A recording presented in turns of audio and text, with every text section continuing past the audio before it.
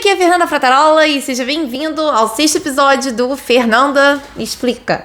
E nesse vídeo a gente vai falar sobre a redação integrada do TOEFL IBT. Então, só pra gente recordar aqui a estrutura da prova, a prova do TOEFL IBT tem 4 sessões. Ela tem sessão de Reading, Listening, Speaking e Writing. Então, a sessão de Writing é a última sessão da prova e essa sessão ela consiste em 2 redações. A redação que a gente chama de independente, que é a redação que você vai dar a sua opinião, é a segunda redação que a gente faz, e a primeira redação, que é a redação que a gente vai falar nesse vídeo, que é a redação integrada. E a gente chama essa redação de integrada porque ela mescla habilidades. Então, a gente vai ter a leitura de um texto, a gente vai ouvir um áudio e aí a gente vai fazer a nossa redação. A gente vai falar um pouco mais sobre a estrutura da redação e os critérios de avaliação mais para frente. Mas primeiro tem algumas coisas que a gente precisa falar, que é a questão do mito. Eu já fiz até um vídeo do Fernanda Explica falando sobre isso, esse mito de que eu nunca fiz uma redação em inglês, então eu não vou conseguir fazer redação do TOEFL, ou vai ser super difícil para mim, como é que eu vou fazer agora, será que é melhor eu praticar a redação primeiro, né, fazer várias redações antes de começar a me preparar. E a gente já conversou sobre isso ser um mito. Quando a gente está falando da redação integrada, em especial, né, que é a redação que a gente vai abordar aqui, esse mito é maior ainda, porque a gente tem uma redação onde você vai ter repetição de conteúdo e não produção de conteúdo próprio. Então, essa questão de precisar ter prática em fazer redações em inglês não é uma coisa que, de fato, vai ser um diferencial para você na redação integrada. É possível fazer uma redação integrada excelente, perfeita, sem nunca ter feito uma redação em inglês antes, tá? Esse é o primeiro mito que é importante a gente falar sobre antes da gente começar a falar sobre os detalhes da redação integrada. E mais uma coisa que a gente vai falar aqui é sobre o mito do tenho que ter um vocabulário muito avançado, tenho que usar muitos marcadores de discurso, né? Então eu tenho que usar therefore, moreover, nonetheless, nevertheless, e essas coisas que muita gente acha que precisa decorar essas palavras para conseguir usá-las no texto. A gente vai ver que você não precisa disso para conseguir um bom score na prova. Então eu até recomendo que você não use, a menos que de fato você domine, porque não vai impactar o seu score a ausência desses marcadores de discurso. A gente vai ver que é possível você fazer uma excelente redação, tirar um ótimo score sem usar nada disso, usando coisas simples como however, but, and.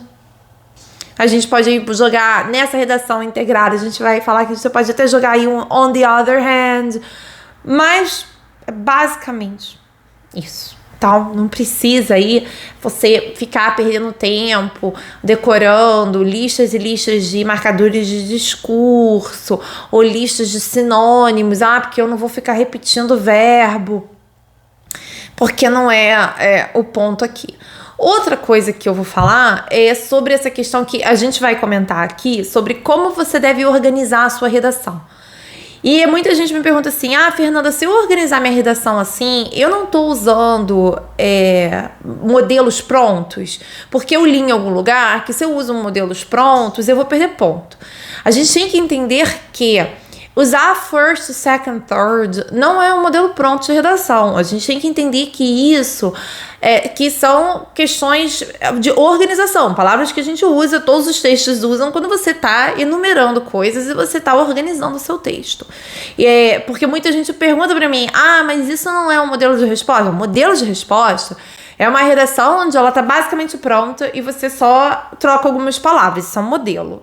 A gente não está trabalhando com modelos de resposta, a gente vai trabalhar aqui com questões de pontos para organização. O que escrever para você organizar a sua redação de forma clara, tá? Então, assim, só para a gente deixar esses aspectos, assim, claros.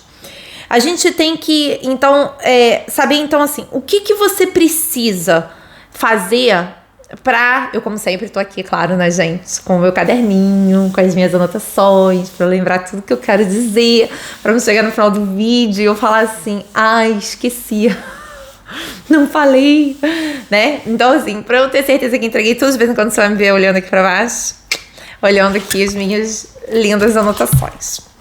Então, então, assim, o que eu tenho que...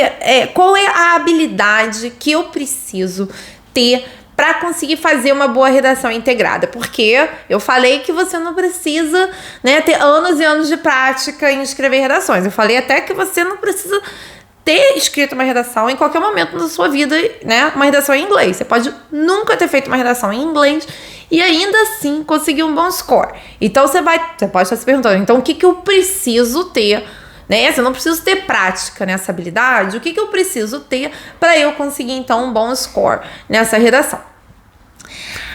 A gente precisa ter boa compreensão auditiva. Ou seja, você precisa ouvir e entender bem aquilo que está sendo dito.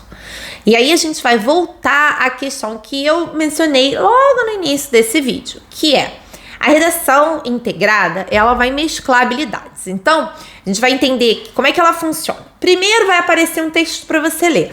Esse texto, geralmente, ele é composto de 4 parágrafos. A gente tem introdução, primeiro parágrafo, que é um parágrafo onde vai ser apresentada uma razão ou uma teoria relacionada ao tópico.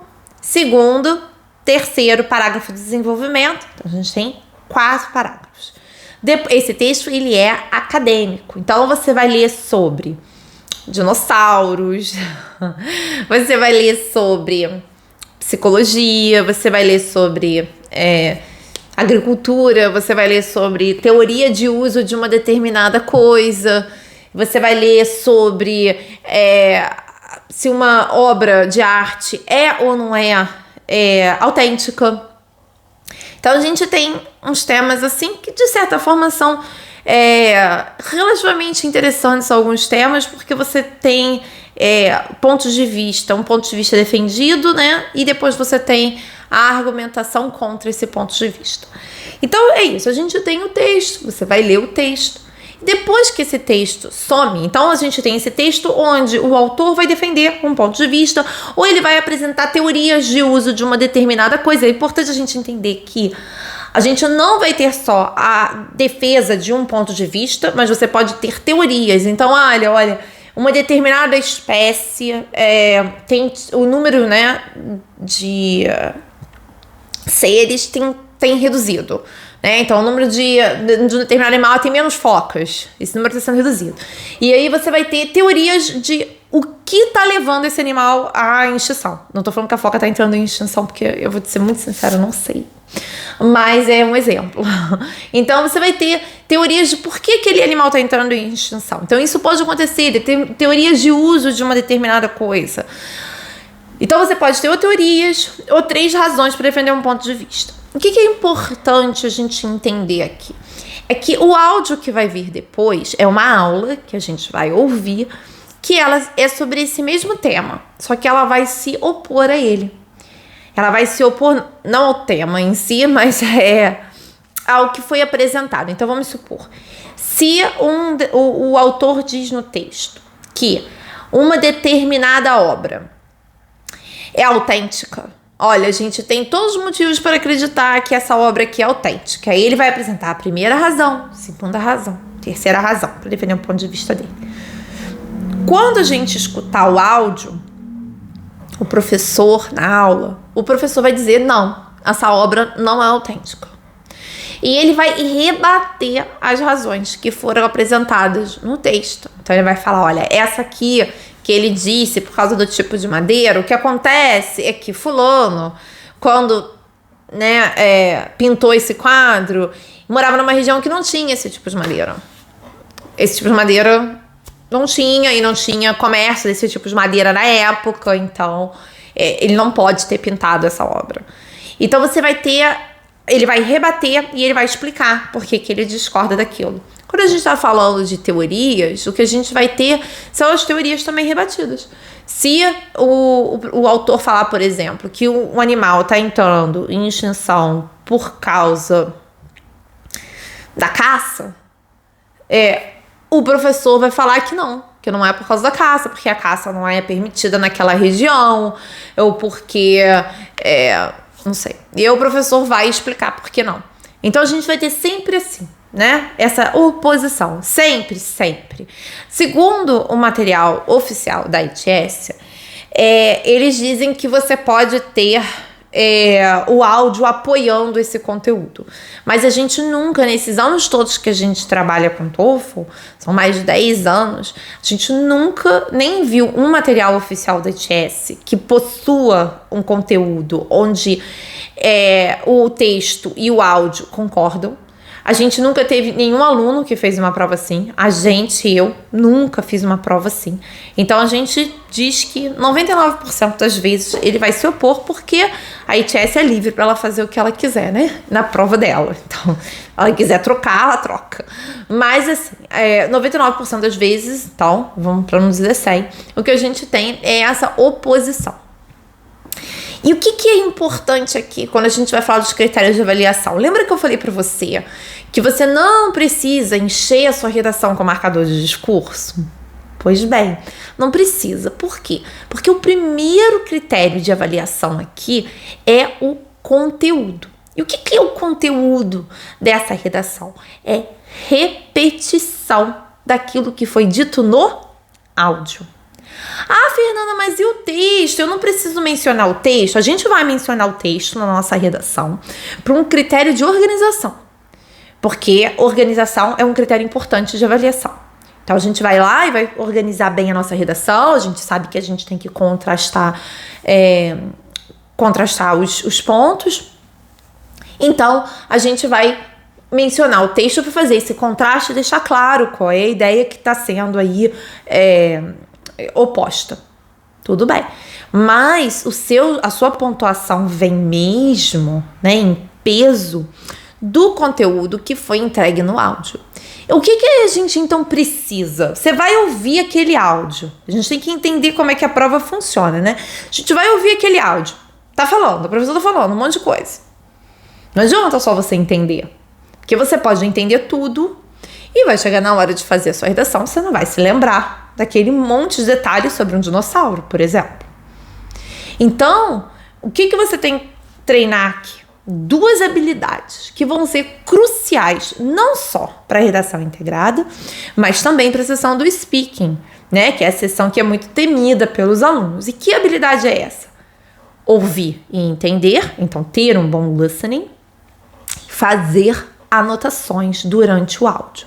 Então, enquanto o áudio está tocando, você está anotando tudo que o professor está falando. Ah, Fernanda, precisa ser palavra por palavra? Não vai precisar ser palavra por palavra se você olhar as suas anotações e conseguir, a partir de palavras-chave ou uma frase quebrada, né, que faltam vários elementos, entender aquilo que aquilo que o professor disse, né? Olhar e falar assim, olha, eu já sei aqui o que o professor disse, eu me lembro a partir das minhas anotações. As suas anotações são um guia. O que a gente tem que saber é que quanto melhor e mais precisa for a sua repetição daquilo que o professor disse, maior é o seu score. Então, o nosso foco aqui é em fazer as anotações mais fiéis possível àquilo que o professor disse. Não precisa parafrasear, ou seja, você não precisa usar as suas palavras, não precisa usar outras palavras. Ah, eu não vou repetir exatamente o que o professor disse, eu vou mostrar que eu entendi.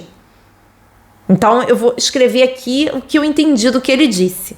Esse não é o objetivo dessa redação. Lembre-se disso. Essa redação, ela é uma redação de repetição de conteúdo. Nem conclusão essa redação tem. Ela não tem conclusão, porque você não tem que chegar a conclusão nenhuma. Você não tem que ter a sua opinião. Eu achei que ficou implícito isso. Ou achei que o que o professor quis dizer foi isso. Esse não é o seu trabalho nessa redação. O seu trabalho nessa redação é dizer palavra por palavra aquilo que o professor disse. Se o professor disse: o céu é azul, as árvores são verdes, as folhas são lindas. O seu trabalho é dizer: o céu é azul, as árvores são verdes, as folhas são lindas. Exatamente do jeito que o professor disse. Quanto mais perfeito é isso, maior é o seu score. Então, essa habilidade de fazer anotações durante os áudios tem que ser treinada bastante. Você tem que treinar todos os dias. Todos os dias treina. Fernanda, eu não tenho muito tempo disponível. Quanto tempo eu vou treinar? 15 minutos. Melhor 15 minutos do que nada. Todo dia treina. No início, eu sei que é difícil, a gente sabe, não tem a ver com o seu nível de inglês necessariamente. Às vezes a pessoa escuta e entende tudo, mas na hora de anotar, se perde. Tá anotando e aí não tá ouvindo, não tá conseguindo prestar atenção naquilo que foi dito no áudio. Isso é normal. Isso é normal. A boa notícia, claro que eu vou te dar uma boa notícia. Quando eu não dou boas notícias? A boa notícia é que, com prática, você domina essa habilidade. Com prática, enquanto você está anotando, você não se perde mais. Chega uma hora que você está anotando e você está ouvindo tudo. E você consegue anotar bastante coisa. Então, tem que treinar essa habilidade, porque essa habilidade é a chave do sucesso da prova. Dessa redação, fato. Mas da prova também, porque a gente volta aqui a lembrar que a prova tem 4 sessões. A gente tem uma sessão de listening, anotar, olha que maravilha. A gente tem uma sessão de speaking com 4 questões, sendo que 3 são baseadas em repetição daquilo que você está ouvindo o professor dizer. E você tem a redação, onde você tem 2 redações, sendo que uma, 50% do seu score da sessão do writing, depende dessa habilidade. Então, a gente tem que treinar essa habilidade o máximo que a gente conseguir para que a gente domine essa redação. Então, quando a gente está falando aqui dos critérios de avaliação, eu vou só terminar essa questão dos critérios de avaliação para a gente entender que o primeiro critério de avaliação vai ser conteúdo. E o conteúdo é a repetição, tá? Então, quando a gente fala que o primeiro critério de avaliação é conteúdo, a gente não está falando de marcadores de discurso. A gente não está falando de vocabulário avançado. A gente está falando de repetição de conteúdo. Quão bem você repetiu o conteúdo? Quão preciso você foi no seu conteúdo? Quão claro está o seu conteúdo? Aí a gente volta àquela questão, né? Se você faz boas anotações e repete exatamente o que foi dito, seu conteúdo vai estar claro. Não é? Porque você só repetiu o que o professor falou. Então, clareza de conteúdo, precisão do seu conteúdo, primeiro critério de avaliação. Aí a gente tem o segundo critério de avaliação, que a gente tem organização. Que é uma coisa que, às vezes, os alunos não dão tanta importância no início, mas é super importante. É o segundo critério de avaliação. Então, aqui quando a gente está falando de organização, a gente está falando de coisas como: quando o avaliador bate o olho na sua redação, ele sabe quantos parágrafos tem a sua redação? Ou seja, a gente não pode fazer um bolinho, né? Um bloquinho de palavras e mandar. Não pode. Então, tem que fazer a separação, né? Tem que fazer a marcação. Então, o que eu posso fazer para deixar claro os meus parágrafos? Eu posso pular linha entre um parágrafo e outro. Eu posso dar recuo, né? Recuar, fazer o recuo antes do início da primeira frase de cada parágrafo. O que é importante é que o avaliador olhe e saiba de cara quantos parágrafos tem a sua redação. Essa redação tem 4 parágrafos. Ótimo. A sua redação integrada, ela vai ser organizada exatamente como o texto é organizado. Então, para a gente voltar à apresentação desse exercício, a gente tem o texto, saiu do texto, o texto vai sumir da tela, né? Acabou o tempo de leitura do texto, o texto some da tela. O texto sumiu da tela, vem o áudio. onde você vai ouvir a aula, o professor falando. Quando esse áudio acabar, vai começar o seu tempo de produção dessa redação. São 20 minutos. Quando começar o tempo dessa redação, como é que vai ficar a tela para você? A tela do computador vai ficar dividida assim. Do lado direito, a gente vai ter o espaço para você digitar a sua redação. Tem lá o contador de palavras, tá? Tem um cronômetro, o contador de palavras, tudo certinho. E do lado esquerdo, a gente tem o texto. Então, o texto, ele tá ali para você durante o tempo que você tá escrevendo a sua redação. E isso é mais uma coisa que mostra pra gente qual é o peso do texto na nossa redação, né? O peso do conteúdo do texto na nossa redação não pode ser muito, já que o texto tá ali pra gente. Então, não adianta sair copiando o texto todo, tá? Então, assim, o texto ele tá ali pra quê? Porque ele vai ajudar você a organizar o seu conteúdo, que é o segundo critério de avaliação. Então, a sua redação, ela é um espelho desse texto. Então, se o texto tem quatro parágrafos, a sua redação tem 4 parágrafos. Introdução, introdução. O primeiro parágrafo de desenvolvimento do autor, né? Que é o segundo parágrafo da redação. O professor falou sobre banana. Sobre o que é o meu segundo parágrafo? Banana. Terceiro parágrafo, o que o professor falou? Falou sobre abacaxi. O meu terceiro parágrafo, abacaxi. Quarto parágrafo, você vai ver que o texto não tem conclusão, porque essa redação não tem conclusão.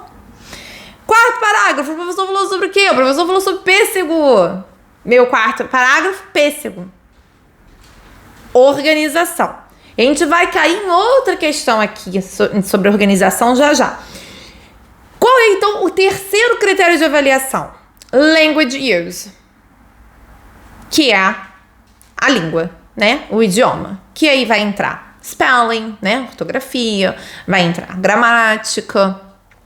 O que a gente precisa entender aqui é que essas coisas são de fato um problema e vão de fato impactar o seu score quando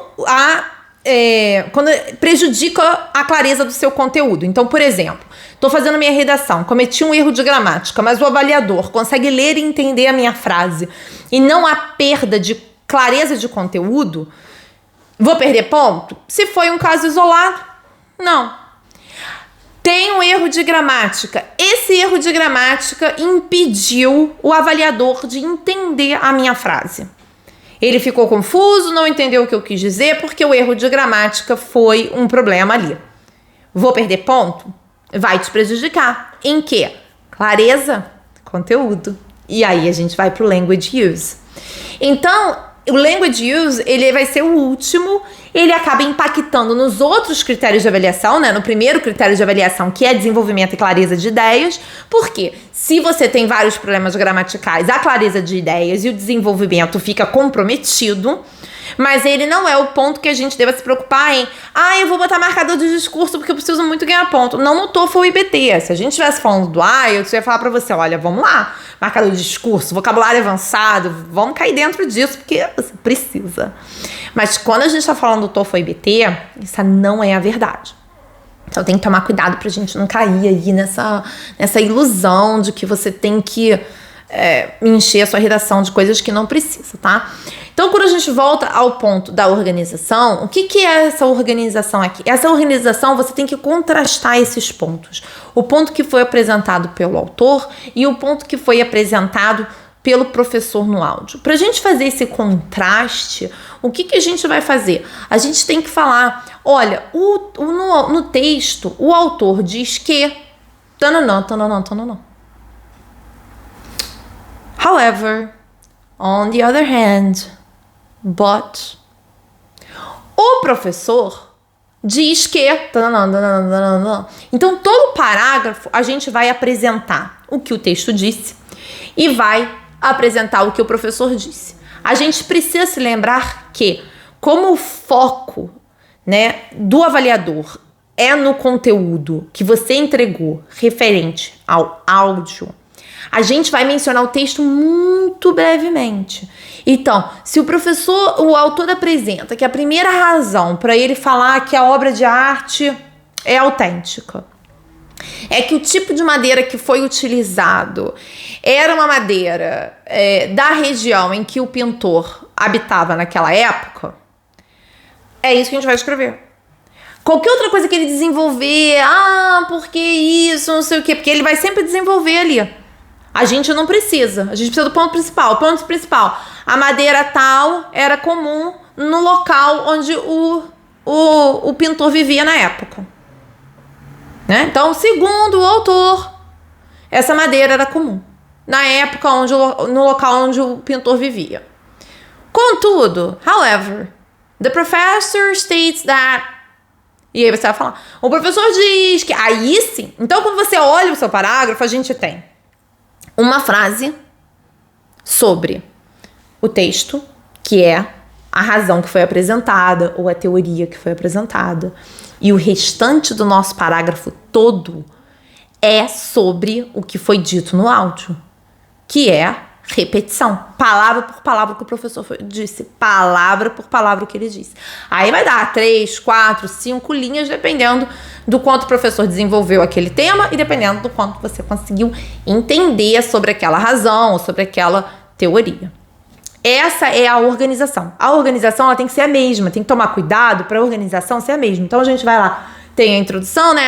In this set of materials, the author states that, the author claims that, or the author presents 3 theories,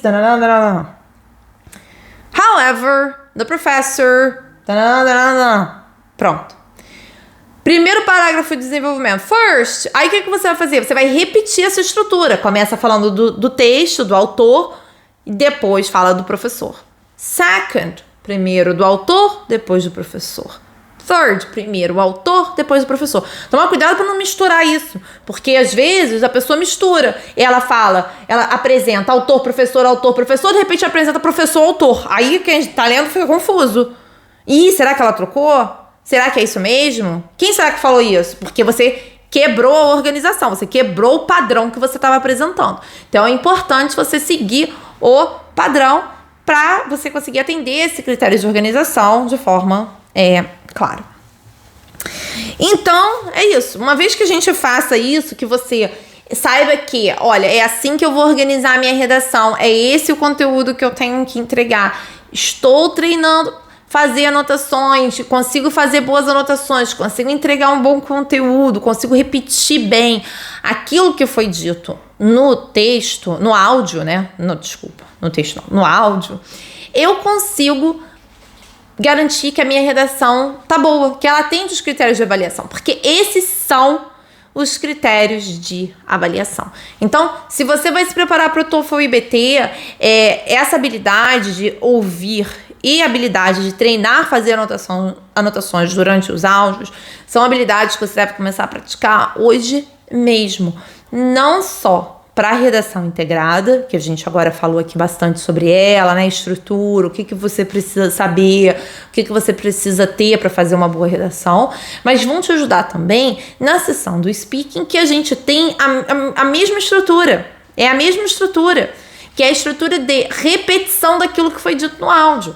Quanto melhor e mais preciso você é na repetição do conteúdo que foi entregue no áudio, maior é o seu score na sessão do speaking. Então, essa é uma habilidade que a gente tem que praticar, treinar, fazer anotações. Eu falo muito isso porque muitas vezes o aluno está preocupado com outras coisas. Eu estou preocupado porque eu não falo bem. É claro que você falar é importante, você vai ter uma questão que você vai ter que desenvolver o conteúdo. Mas ela não é a habilidade que vai te garantir a pontuação maior. Por quê? Porque a habilidade que vai te garantir uma pontuação maior na sessão do speaking é ter um bom listening e fazer boas anotações. Porque depois disso, o que você precisa é leitura das suas anotações. Então, a leitura em voz alta é importante. Para a sessão do speaking, né? Para a redação, já não, porque você não vai precisar ler em voz alta, você vai simplesmente copiar aquilo que você escreveu. E se você faz boas anotações, você faz essa redação rapidinho. 20 minutos, rapidinho, porque você vai só digitar aquilo que você escreveu. Uma vez até comentaram comigo, Fernanda, é importante você falar nos vídeos que a pessoa tem que digitar, tem uma boa velocidade para digitação. Você não precisa digitar super rápido. Essa é aquela pessoa que digita, não olha nem pro teclado, né? Tô aqui assim, olhando pro teto, já digitei tudo. Não precisa ser assim. Mas é importante sim que você treine também. Se você sente dificuldade em digitar, ou se você digita um pouco devagar. É importante treinar também isso para que você consiga fazer a sua redação toda em 20 minutos. Porque dá tempo. Se as suas anotações são boas, você faz em 20 minutos com folga de tempo. Essa redação ainda sobra tempo para você revisar. E aí, sobrou tempo, Fernanda, o que eu vou fazer? Revisa. Já revisei, mas eu ainda tenho tempo. Sim, isso é possível. Vou fazer o quê? Não sei, aí você pode fazer o quê? Você pode olhar ali no texto e ver se vale a pena acrescentar alguma informação do texto aqui. Esse aqui eu acho que eu fui nesse parágrafo aqui de desenvolvimento, acho que a minha menção do texto foi muito breve. Vou acrescentar mais um conteúdo, posso? Pode. Já fez tudo? Você já escreveu tudo que você tinha para escrever sobre o áudio? Você já revisou a sua redação? Ainda te sobrou tempo? Você pode fazer isso? Pode. Tem mínimo de palavras? Tem, 150. Tem máximo de palavras? Não tem. Posso escrever 300 palavras? Pode. Perco ponto se escrever muito? Não. Tem certeza? Absoluta. Então, sobrou tempo. Posso botar mais conteúdo ali? Pode sim, desde que esse conteúdo seja do áudio. Você já deve ter escrito tudo, né? Quando você chega nessa etapa. Que seja conteúdo do texto, que você tome cuidado para não dar a sua opinião, tome cuidado para não escrever o que você entendeu. Nada desse exercício é sobre escrever aquilo que você entendeu. Tudo é sobre repetição. É isso. Eu espero que esse vídeo tenha ajudado você a entender melhor o que é redação integrada, o que a gente de fato precisa ter para conseguir um bom score nessa redação e fazer essa redação com tranquilidade. Deixa aqui nos comentários pra mim o que você achou desse vídeo. Se você gostou desse vídeo, deixa o seu like. Se você ainda não me segue lá no Instagram, me segue no Instagram, porque eu faço às vezes lives lá e é mais conteúdo pra você, é uma oportunidade de tirar suas dúvidas ao vivo comigo. É Fernanda Frattarola, meu nomezinho lá no Instagram. Compartilha com quem você sabe que precisa fazer o TOEFL ou IBT e tá com medo de fazer as redações ou precisa entender mais como funciona a estrutura da prova. E é isso aí. Muito obrigada por ter ficado comigo até o final. Se você estiver assistindo esse vídeo no Instagram ou no Facebook, você pode também ir lá no YouTube também e se inscrever no meu canal Fernanda Frattarola. É isso aí. Um abraço, gente, e até o próximo.